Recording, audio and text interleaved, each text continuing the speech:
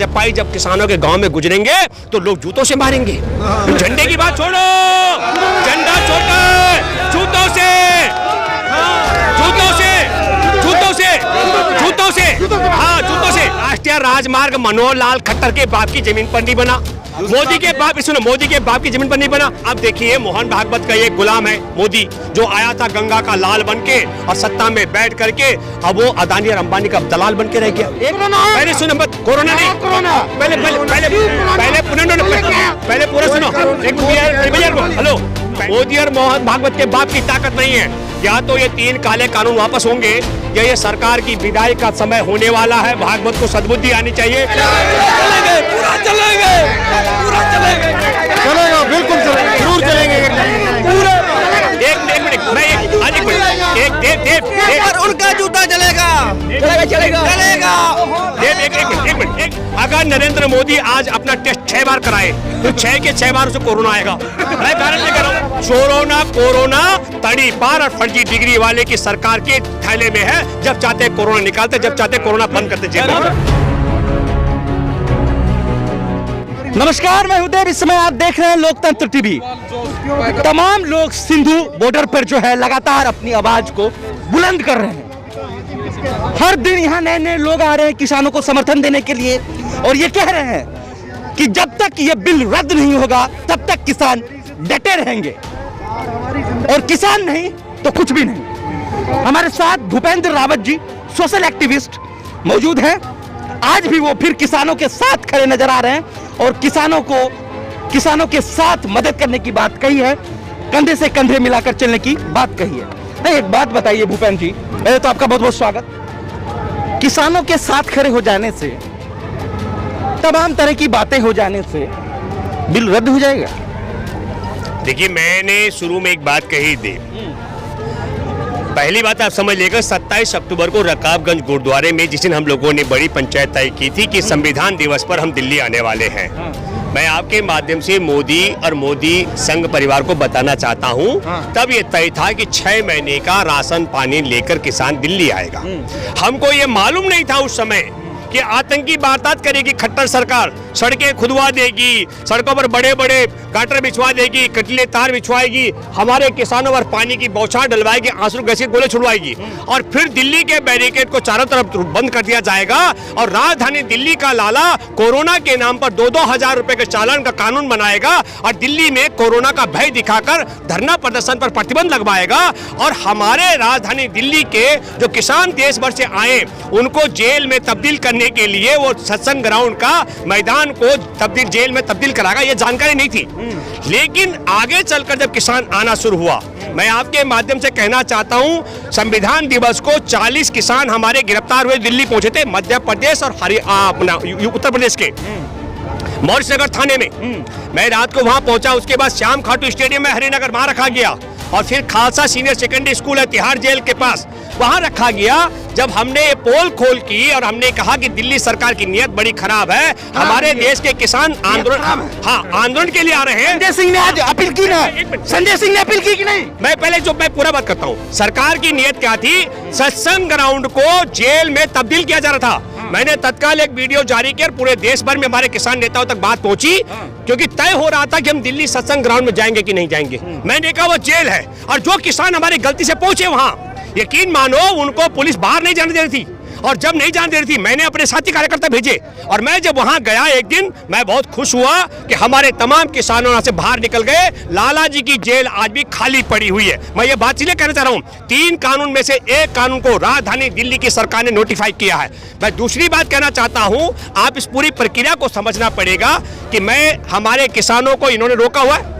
अब आपने कहा कि हम जीतेंगे, मैं आपको बताना चाहता हूं, संयुक्त राष्ट्र संघ 193 देशों का जो संगठन है, भारत उसका सदस्य है, उसके महासचिव हमारे आंदोलन के साथ हैं। इन्होंने कहा ये गुंडे हैं, चोर है, उचक्के हैं, पाकिस्तान परस्त है, चीन परस्त है, खालिस्तानी है।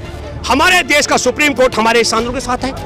हमारे देश का सुनो भूतपूर्व सैनिक हमारे इस आंदोलन के साथ है। हमारे देश के खिलाड़ी वो मेडल वापस कर रहे हैं, सैनिक मेडल वापस कर रहे हैं। सुनो, आप कह रहे हैं कि मैं आपको बताना चाहता हूं, जो इस देश में अन्न खाता है वो देश के अन्नदाता किसान के साथ और काले कानून के खिलाफ है। और जो गंद खाता है वो काले कानून और मोदी के साथ। और मैं बताता हूँ लास्ट, नहीं, जो लोग जो काला कानून के साथ है। और मैं दूसरी बात कहना चाहता हूँ, हमने चुनौती दी थी, मोदी सरकार इन 3 काले कानून को वापस लेगी, नहीं तो मोदी सरकार जाएगी। मैंने पहले कहा था, मैं आपको बताना चाहता हूँ। आप देखिए चारों तरफ युवा है। एक बात आपको बताता हूँ, इसका समय बड़ा गलत है। समय कौन सा चुना गया?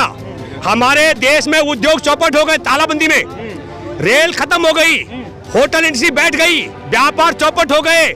हमारे देश के बच्चे, बूढ़े, जवान को, इंसान को समझ आ गया कि खेती किसानी जिंदा रहने के लिए बहुत जरूरी है। और खेती किसानी पर जो युवा कल तक विमुख होता था, उसको भी मालूम हो गया कि शेयर बाजार बैठ सकता है, रेल बैठ सकती है, उद्योग चौपट हो सकता है, व्यापार चौपट हो सकता है। और ऐसे समय में जब हमारे देश में अग्नि परीक्षा में खेती किसानी माइनस में जा रहा है, बाकी सब विकास दर और खेती किसानी का नहीं सुनो 4.5 है योगदान अभी जीडीपी में। मैं कहना चाह रहा हूँ असंगठित क्षेत्र का जोड़ दें, संगठित का तो है 23.5% और असंगठित का जोड़ देंगे तो -50% हो जाएगा। हाँ, अब हो गई आपकी बात। जी जी। आपने कल मोदी सरकार की पुतला फूंक दी यहाँ पर जी, कल बीजेपी का झंडा फूंक दिया आपने यहाँ पर, इससे क्या रद्द हो जाएगा बिल? नहीं, देखिए आप मान जाएगी सरकार, आप मान जाएंगे? नहीं, आप पहले समझ लीजिएगा, वो एक प्रतीक। देखिए सुनिए, हर एक किसान का अपने एक प्रतीक के तौर पर मैं आपको कहना चाहता हूँ, आपने झंडे की बात की, हमारे देश के तिरंगा को संघ मुख्यालय पर फैलाने वालों को इन्होंने जेल में डलवाया, आरएसएस के लोगों ने। इन्होंने हमारे देश के तिरंगे का अपमान किया, अब इतिहास साक्षी है। और इनकी शाखाओं में कहीं भी आप जाके देखिए, इनका भगवा झंडा लगता है, ये तिरंगा नहीं फहराते। आपने जो कहा लोगों ने प्रतीक के तौर पर कहा है, लेकिन मैं कहना चाहता हूं आपको, आप छोटी बात कर रहे हो।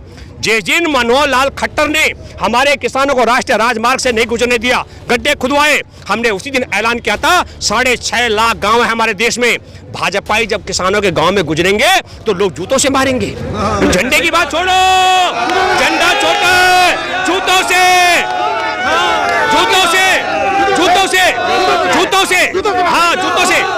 जूतों से मारेंगे। आपको बताता हूं, राष्ट्रीय राजमार्ग मनोहर लाल खट्टर के बाप की जमीन पर नहीं बना, मोदी के बाप की जमीन पर नहीं बना, हमारे देश के किसानों की जमीन का अधिग्रहण हुआ, उस जमीन पर बने हुए हैं। और उस जमीन पर बने हुए राष्ट्रीय राजमार्ग पर हमारे देश के किसानों को आप नहीं गुजरने देंगे। और मैं दूसरी बात करना चाहता हूं, सुप्रीम कोर्ट कह रहा है, आप सुनिए, कि हमारे देश के किसानों का अधिकार है। और हमारे देश में योगी सरकार 50 लाख के नोटिस भेज रही है, किस पर? किसानों पर। आप सुप्रीम कोर्ट के आदेश का उल्लंघन कर रहे हैं, हमारा संवैधानिक अधिकार है, आप आंदोलन नहीं। सुनिए, दूसरा, हमारे देश में नया पार्लियामेंट हाउस बनाने के लिए सुप्रीम कोर्ट ने रोक लगा रखी है और मोदी वक्त जाके उद्घाटन कर रहे हैं। तो सुप्रीम कोर्ट कहता है नया संसद भवन नहीं बनेगा, मोदी उद्घाटन करते हैं। और सुप्रीम कोर्ट कहता है किसान आंदोलन चलेगा। और ये उसको रोकने के लिए, आपको पता है, उत्तर प्रदेश में खुले आसमान के नीचे रामपुर के पास में हमारे 2000 ट्रैक्टर और उनका खाना पानी छीन लिया, एक किसान युवा का हाथ तोड़ दिया। हमारे किसी किसान को आपने सुना? हमने पत्थर नहीं मारा। सुप्रीम कोर्ट ने भी कहा अहिंसा परमो धर्म, हमारे किसान बैठे हुए हैं। हमारे किसानों का क्या है? कोई नहीं हटेगा, हाथ नहीं उठेगा, जिस दिन रास्ता खुलेगा सीधा संसद के चौखट पर पहुंचेगा। आपने कहा कि ये सरकार को मोहन भागवत चलाती है। हाँ, चलाती है। एग्री है? मैं आप बिल्कुल आप जो कह रहे हैं, लेकिन मैं कहना चाहता हूँ सरकार में बैठे लोगों को समझना चाहिए, हमारा देश संविधान से चलता है, संघ के विधान से मत चलाओ मूर्खों। हाँ, तो मोहन भागवत क्यों चुप है किसान बिल? मोहन भागवत तो कंपनियों का एजेंट है, हर एक कंपनियों का एजेंट। देखिए, जब देश की आजादी की जंग शुरू हुई तो ये कंपनी सरकार की पैदाइश है, इनके डीएनए में है, एक कंपनी सरकार की पैदाइश थे। और अब देखिए मोहन भागवत का ये गुलाम है मोदी, जो आया था गंगा का लाल बनके और सत्ता में बैठ करके अब वो अदानी और अंबानी का दलाल बनके रह गया। एक तरफ किसान विरोध कर रहे हैं मोदी सरकार का, भाजपा सरकार का, आरएसएस का विरोध कर रहे हैं, और दूसरी तरफ हर एक 4 दिन बाद कभी 1300 करोड़, कभी 1900 करोड़, कभी 1800 करोड़। ये कैसा मोहब्बत है? समझ नहीं। हाँ, मैं बताइए, पैसा देने का मैं बताता हूँ। किसानों के प्रति मोहब्बत है या नहीं? नहीं, आपको गलत कह रहे हैं। देव, हमारे देश में आजादी के 66 वर्ष बाद एक कानून बना जमीन किसी की अधिग्रहण होगी किसान की तो 100 में 70 से 80% किसान की लिखित सहमति के बगैर नहीं होगी। एक दूसरी बात कि उसका पुनर्वास की गारंटी होगी, समाज पर दुष्प्रभाव पड़ेगा उसका निदान करना पड़ेगा। और तीसरी महत्वपूर्ण बात, बहुफसली खेती की जमीन का अधिग्रहण नहीं होगा। और चौथी बात, 5 साल से अगर उसका 5 साल पूरा होने पर अधिग्रहण के बाद प्रोजेक्ट शुरू नहीं हुआ, अधिग्रहण रद्द हो जाएगा। और छठी बात, जो खेती काम कर रहा हो, जिसको कहते हैं आप खेती हर मजदूर, उसको 5-5 लाख रुपए उसके परिवार को मिलेगा। और ये 5 कानून इस सरकार को नामंजूर है। हमारे देश के किसानों की जमीन छीनने के लिए, एक दो हमारे देश की 6,900 बड़ी बड़ी जो मंडियां हैं उनकी जमीन छीनने के लिए, 2 हमारे देश में एमएसपी का जो न्यूनतम समर्थन मूल्य की गारंटी है उसको खत्म करने के लिए, 3 हमारे देश के किसानों को बंधुआ मजदूर बनाने के लिए अनुबंध की ठेकेदारी, 4 और 5वीं महत्वपूर्ण बात, हमारे देश के अंदर फसल उपज के समय किसानों को लूटना और फिर उपभोक्ताओं को लूटने के लिए जमाखोरी का कानून लाने का षड्यंत्र है। अफीम की तरह हमारे देश का 400 रुपए का खाद का कीमत 1200 रुपए कर दिया और हमारे देश के किसानों से ये 12,000 रुपए लूट रहा है और 6,000 रुपए देता है। और आपको बताता हूँ, ममता जो है, बस सुनिए, ममता बनर्जी 10,000 रुपए देती है। इनका एक सांसद है, ये तलाक के खिलाफ कानून लाए, 3 तलाक। इनका सांसद है पश्चिम बंगाल से और उसकी पत्नी ने तृणमूल कांग्रेस ज्वाइन कर ली। इनका सांसद तलाक का उसको नोटिस भेज दिया, तलाक का नोटिस भेज दिया। आप समझो पहले। आपने कहा कि अगर भाजपा का कोई सांसद किसी गांव से होकर गुजरेगा, शहर से होकर गुजरेगा, तो जनता जूता से अरे सुनिए, एक मिनट, वो फर्जी डिग्री वाली सरकार है। ये सब पढ़े लिखे किसानों के बेटे ये जानते हैं। किसानों का बेटा जानता है कि 12,000 रुपए हमारे खाद में लूटे जा रहे हैं और 6,000 वापस दी जा रही है और 6,000 को बंदर बांट हो रही है। आप समझो पहले। अच्छा, आप ये बताइए, क्या वो नोट मोदी का काम है बांटने का? जब कृषि का मामला हो तो रक्षा मंत्री राजनाथ सिंह आ जाता है। कोरोना की बात आई कहां पर? बिहार में चुनाव में, तो वहां स्वास्थ्य मंत्री की जगह वित्त मंत्री कहती है मुफ्त में टीका लगाएंगे। और मैं आपको कहना चाहता हूं, तीन बातें आपको बताता हूं। एक, हमारे देश की जनता को ये मुफ्त में क्या क्या दिए। नोटबंदी 2016 में 5 लाख करोड़ रुपए का नुकसान देश को हुआ। 2017 में जीएसटी लाए, जीएसटी नोटबंदी से 2017-18 में 12 लाख करोड़ का नुकसान हुआ। और 2018-19 में असंगठित क्षेत्र में 24 लाख करोड़ का नुकसान हुआ। पहले सुनो। और अभी कोरोना के नाम पर ताला लगाया, 27 लाख करोड़ का नुकसान हो चुका है। और मैं घुमाओ आप, कहाँ है कोरोना? कहाँ है कोरोना? कोरोना नहीं है। सुनो, कारण क्या है? सुनो पहले, कारण क्या है?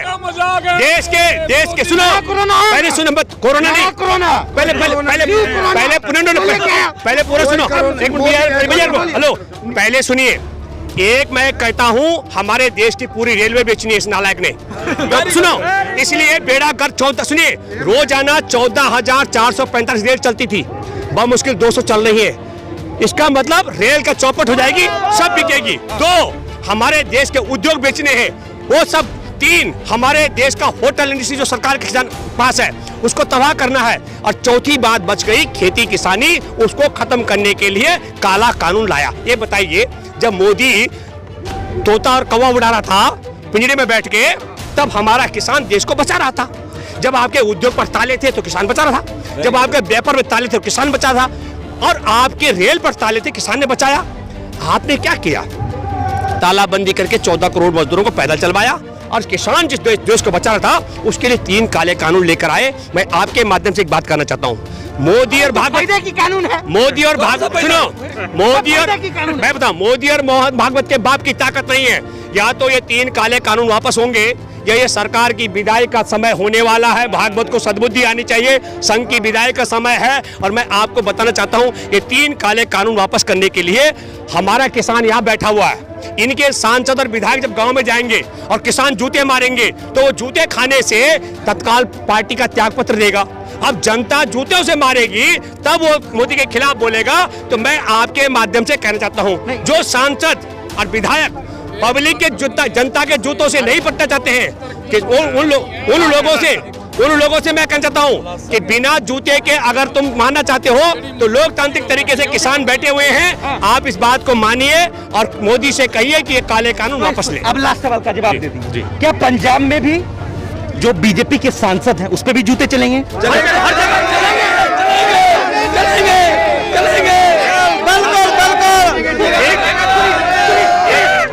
कीजिए, सुनिए। एक सवाल नहीं, सुनिए मेरी बात। लास्ट सवाल। तो सनी देओल और हेमा मालिनी पे भी चलेगा? चलेगा, पूरा चलेगा,